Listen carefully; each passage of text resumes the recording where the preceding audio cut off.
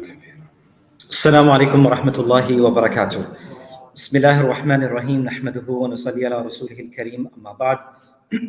سبحانك لا علم لنا إلا ما علمتنا إنك أنت العليم الحكيم. رب اشرح لي صدري ويسر لي أمري واحلل عقدة من لساني يفقهوا قولي.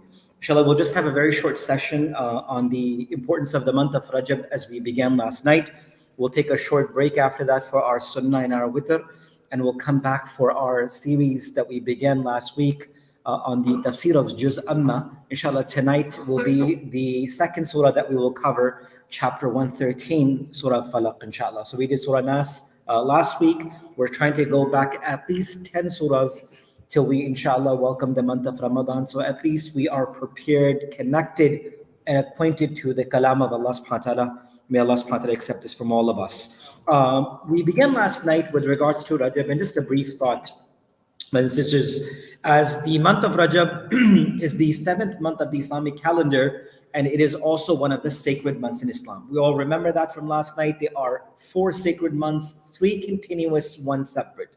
Dhul Qada, Dhul Hijjah, Muharram. 3 sacred months. The month of Rajab itself is the 4th sacred month, but the 7th month in its counting itself. This was sacred even prior to Islam, and its sacredness continued. Now there are many misconceptions that are now currently present with regards to how people look at these Islamic months. And one of the things, we'll just talk about one thing, is with regards to the belief and the great event of Mi'raj, the ascension of the Prophet ﷺ to the heavens. And as we know that Asra wal Mi'raj, which is one of the most greatest part of the seerah of the Prophet ﷺ, amongst many other things, is something that we find from the Quran, we find from the Sunnah. There are ayats of the Quran that talks about this incident in a lot more detail as well. But there's a huge misconception with regards to the month of Rajab and the celebration of Laylatul Miraj, the night of Miraj, where in certain traditions people begin to cook certain food and give certain things out and pray in a certain manner that is not from the prophetic sunnah of the Prophet ﷺ. For many, they believe that it took place on the night of the 27th of Rajab, therefore it is known as Laylatul Miraj, the night of Miraj. But when we look at Miraj itself, there are multiple reports on when this incident actually took place. For one thing that we know is that this incident took place after the journey of Ta'if, from the seerah of Rasulullah ﷺ. And when did Ta'if take place? It took place around the 10th year of the Nabuwah, or the prophecy of the Prophet ﷺ. And how do we know that? We know this because that was the time when Rasulullah ﷺ had lost both his uncle and his beloved wife, Khadijatul Kubra radiyallahu anha. And that year was known as the year of sorrow. I know this is a lot of information, but seerah itself is very, very beautiful. In order to understand the Quran, the Sunnah, and our deen itself, it's important to have a sight of the seerah itself. So Rasulullah ﷺ, at the age of 50, lost his wife, he lost his beloved uncle, his internal and his external support. After these 2 big shocks to him, Rasulullah ﷺ decided to go out of Makkah and invite the people of Taif towards Islam. That's why that very year of his life is known as Amul Huzn, the year of sorrow of the Prophet ﷺ.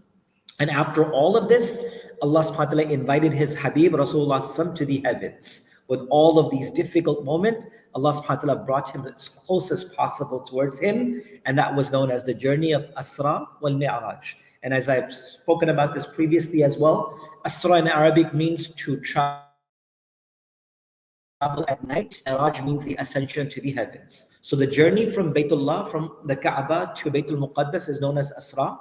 And the journey from Baytul Muqaddas to the Arsh, the heavens, is known as Mi'raj. Now, when did this take place? We know that it took place after the journey of Ta'if, which was most likely near the end part of the 10th year of the Hijrah, or the earlier part, or the middle part of it. Now, there is a particular point, or there was a particular date?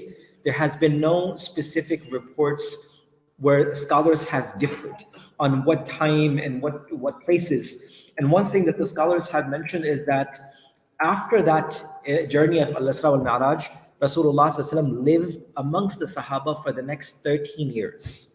And we don't find any prophetic tradition that in Medina or Makkah there was any particular celebrations or prayers or any specific amal that was started by the Prophet ﷺ or done, but of course it does in no way put down the action of Al-Isra wal Miraj. Forgive me, I'm not trying to put down the honor and the journey of Al-Isra wal Miraj, but to associate it just with the barakah of Rajab and that very particular night, that is something that has not been from the traditions of the Prophet ﷺ. Inshallah, we'll continue to learn more things about the month of Rajab, inshallah, in our coming days, preparing then towards Sha'ban, and then inshallah, preparing with the masail, the issues, the fada'il of the month of Ramadan in the next few weeks, that Allah subhanahu wa ta'ala allows us to get to the month of Ramadan and really make it fruitful and beneficial, inshallah. So inshallah, around in the next 10 minutes or so, we'll gather back together. I humbly request you to please join us. These surahs, we read for all of our life, but we don't know what they mean, what their tafsir is. 40-45 minutes, inshallah, will help you a lot, me and all of us, understanding the book of Allah subhanahu wa ta'ala. Jazakumullah khairan, inshallah. Subhanallah wa bihamdihi.